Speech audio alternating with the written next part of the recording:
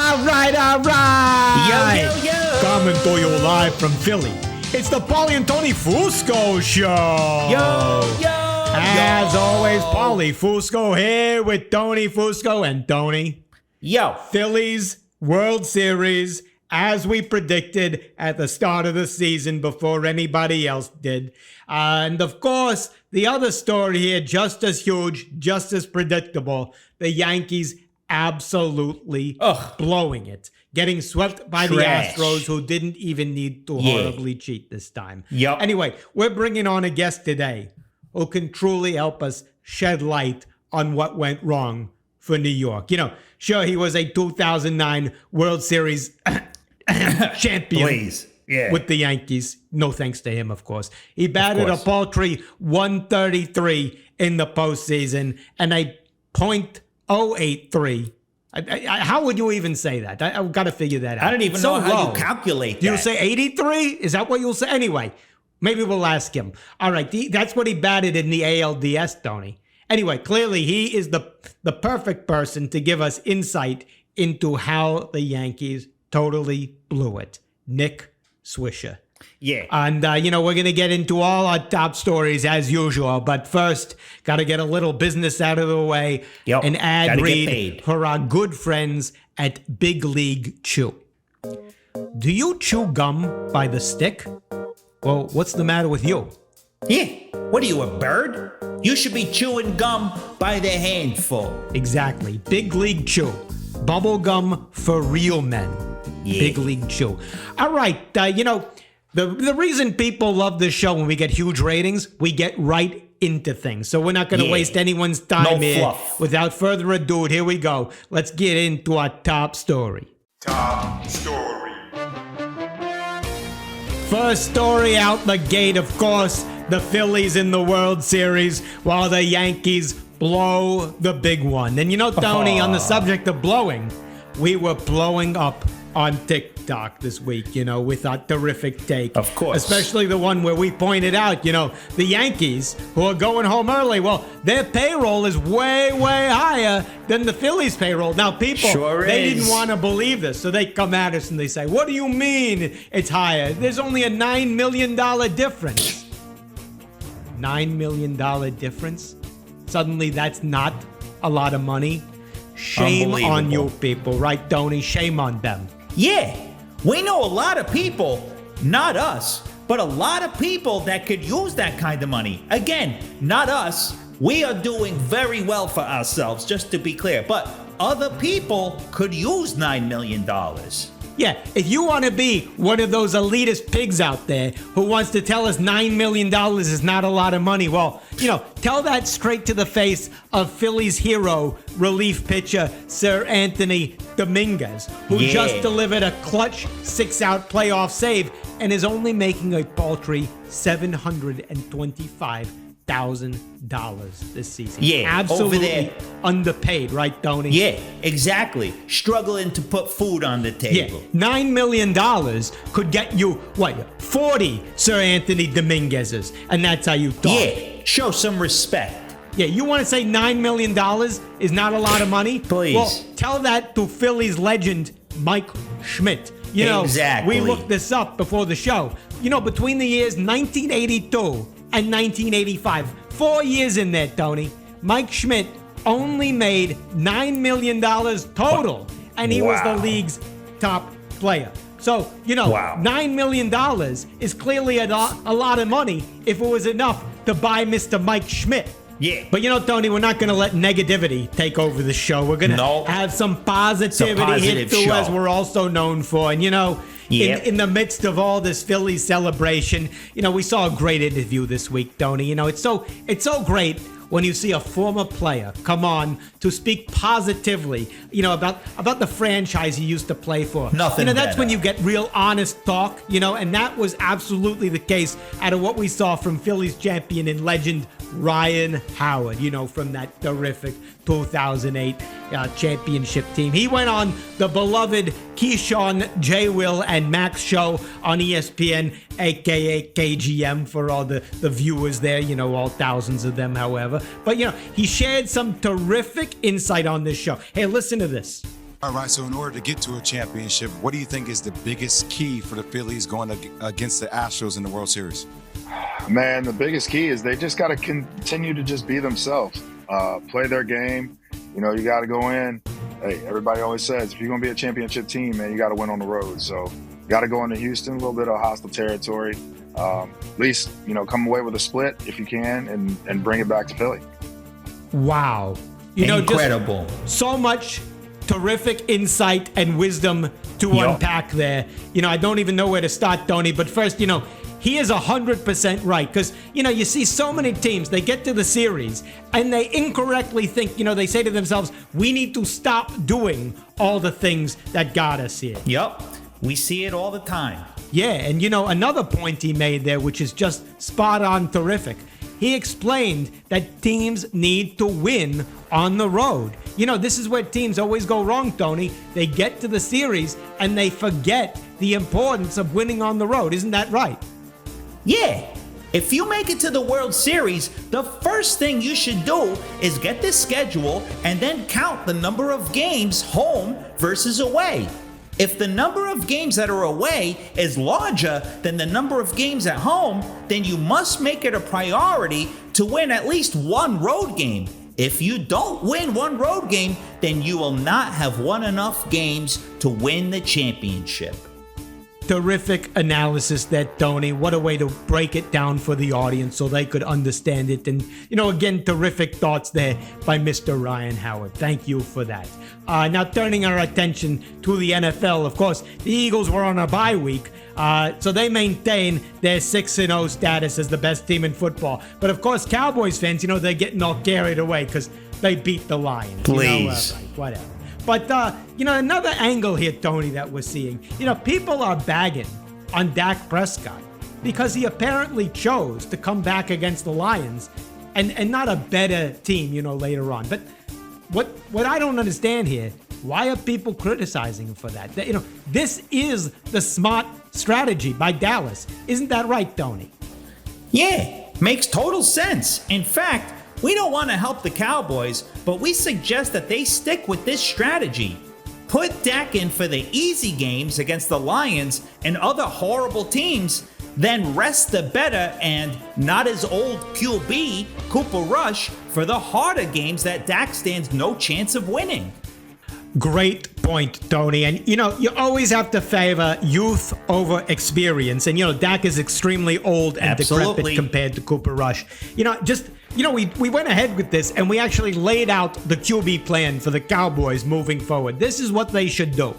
Bench Dak for the next 4 games against the Bears, Packers, Vikings, and Giants, but then have him come in for a solid and simple 3-game stretch against the Colts, Texans, and Jags before Cooper Rush takes the field against the Eagles. There you go, right, Tony? Such terrific advice. I hope they take it, and I also hope they don't, as it will help them. That is totally a concern, Tony, but we have to turn our attention to other matters there, of course. Yep. I'm talking about Phillies World Series, Yankees blowing it, and here to discuss it all, I see our guest coming on the line. So let's bring him on the Fusco Satellite Network. Fusco Satellite Network. Okay, our guest here is a former baseball player, I guess you could say, of some note, whatever. He's out promoting his podcast he's got coming up. He's going to be doing something about sports psychology. I can't figure that out. What is that? I don't even know. Anyway, terrible career move there. Anyway, all right, we all know he was a 2009 World Series champion, in quotes, you know, with the Yankees. But what he's most known for, of course, is batting 128 through that postseason and a .083. Is that how you'll say that point, or will you just say 83 in that case? Sorry, I've never read a number that low. I've never seen something that small. In the ALDS. Yeah. Anyway, maybe he can shed some light. He's obviously knows what it's like to fail on the biggest stage, as the Yankees just did. So let's just bring him in here. Nick Swisher, welcome to the show. Welcome to the show. What a great entrance, fellas. Really appreciate that love. You're Thanks, welcome. boys. You're welcome. Of course. You know, of course. Tell us, Nick, you know, you struggled, right, with that 0.83 average, right? that it was extremely terrible for you. What do you think was going on with the Yankees? Tell us why they were so terrible, in your expert or non-expert opinion, whatever you'd call it there. Yeah. Listen, boys, it's a good thing baseball's a team sport, right? I mean, it takes a bunch of guys to get you to that promised land. You guys know that, obviously. Missing out on your boy Bryce Harper all season long. Thank God you had everybody else step up. Now your boy shows up in the postseason. That's called waiting for the right time instead of chasing 62 home runs for no reason except to go home early. It's having Rob Thompson, ex-Yankee, Kevin Long, you're taking credit. Take credit for it. You're just jealous that the Phillies never wanted you. I'm just saying. I'm just saying. But you know why that is? I'll tell you why that is. Because the Phillies have good. Hey, I'm trying to talk here. Learn how to be a guest. Don't interrupt the host. Maybe on your sports psychology show you can babble on for 4 hours about whatever you're doing. But listen, the Phillies are the better managed organization, and we see that. Way the Yankees have this huge payroll. Where does it get Philly. them? Nowhere except a ride home from Houston too early. Phillies manage themselves right. Don't you think the Yankees are the poorly managed organization? Just an embarrassment to the MLB. Come on.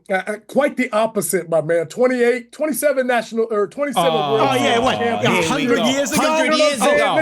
The last one was in the 90s. What are you going to tell me that we should respect CNC Music Factory for their great contributions? They were calling games Hold by on. telegraph. Are you a fan of CNC Music If I would Factory? have brought up what you guys were talking about last September when the Phillies crumbled, bro. Now you guys are flying high, feeling real good. You want to crumble? You got swept. Yeah. Where's my You're Mr. .083, and you're talking about crumbled? Crumbled? Yeah. Yes, totally. Bro. You were like a Oreo just, cookie in that World Series. Sometimes crumbling. you just run into a buzzsaw, you know? But hold on just a moment. And I really do need to talk about the money mismanagement by the Yankees because, of course, you're an expert there, too. They paid you $31 million. And that was over 4 years. We broke that down. It came to about $1 million per hit. Do you feel like you maybe took them for a ride there? You maybe owe them money. Pay it back. And maybe you should give that silly red hat back too. For all our listeners, he's wearing a red Yankees hat. A red Yankees hat, which tells you he's a closet Phillies fan. Yeah, he must have borrowed that from Vanilla Ice's closet. If I was a Phillies fan, right now would be when I'm a Phillies fan, especially with what happened to us in the ALCS. Not exactly the best baseball that we've played all year, but you got to remember, I got more friends on that team than you guys would ever think about having on that squad. So if anybody should be rooting for the Phillies. Yeah, you're a traitor. This is what you're doing. Hold on, I see what's going on here. I see what's going on psychology. Here. Sports psychology. We'll give you sports psychology. For years, you were so proud to be a Yankees fan. Oh, yeah. So proud. I wore the pinstripes. Then you started to notice the boat was sinking. Needed to jump to another one. So now you got that red Yankees hat. Oh, so strange. You're suddenly wearing the color of red, which happens to be in another Very logo. Slick. Come on, sports admit psychology. it. Yeah, we got you. Come on. Yeah. I mean, listen, guys, I got no comebacks for you, man. It wasn't our year at all. But if you really want to, listen, I know you guys are living in the moment and really soaking up right now. Sure. But we don't need to talk about what happened in 2009. We don't even need to bring that up right now. What are you kidding me? Are you kidding me? You're trying to steer the conversation, so let me steer it for you. You want to talk about the past and history? Well, guess what? Your history, because I'm tired of listening to this bullshit. You're off the show. Get out of here. Get out of here. Yeah, Nick Swisher. Goodbye. Just in the nick of time. You're getting yankied off the show. Wanna be Phillies I don't know why everybody doesn't want to come on this show, man. You guys are so positive. It's fantastic. The line's out the door. Fusco Satellite Network. Is he off the line? Jay, hang up the phone. I hate to say it, Tony, but his batting average in that segment was also .083. Yeah, that's how much he deserved to get paid in his career. $0.083. Terrific point. Too late for that. Yankees mistake there. Yep. Anyway, we're not going to let that ruin an otherwise terrific show. Of course, we want to thank our dear friends at Big League Chew. Wait. Oh. Corrections. If it isn't Mr. Little League Chew, producer Jay, The worst. What? What? Corrections, guys. What? So look, Go. you guys said Mike Schmidt made $9 million a year between 1982 and 1985. Yeah, totally underpaid. What a shame. Yup. $9 million in 1982 is the equivalent of $28 million today. You have to adjust the numbers for inflation. No, what we need to do is adjust the numbers in your salary. Yeah, we have to adjust your microphone to 0. Good now, one, Tony. That's There it. you go. Yeah. No more. We're done. No. What? Go. Nope. Second. What? You said $9 million would get you 40 Sir Anthony Dominguez's? Yeah. It's a shame. Underpaid. Criminally. No. At his salary of $725,000, it would get you 12.4. Just to be clear, that's a pretty big difference. Oh, yeah. Well, there's a pretty big difference between when it's silent and you're talking. Yeah, and just to be clear, I hate the sound of your voice. Can't disagree with that. All right, that's enough out Yeah. of you. Yeah, we're done. What? You said Dak is old compared to Cooper Rush? Yeah, washed up. Dinosaur. Yep. Dak is only 4 months older than Cooper Rush. They're basically the same age. Dak is 29. Cooper's about to be 29. Oh, yeah, well, you look like you're 29 in dog years, child. Yeah. I age 29 years every time you open your mouth. Now, Great one, Tony. That's it. You know, we got that's it. You know, we got him. Look at him. He's silent. See, that's how you get him silent. You point out the truth there. But you know what? Who won't be silent is all the loyal fans of the show when they hear this news. Just book next week. Nick Foles, Eagles legend, coming on. And, you know, we're going to ask him why he didn't get that Colts starting job, which is an absolute travesty. Anyway, Tony, let's remind the people, follow us on TikTok, on Facebook, on, you know, all our social platforms where we're just blowing up. And, hey, Tony, also, great job as always. Same to you, Paulie. Another flawless show. There you go. We'll see you people next week. See ya.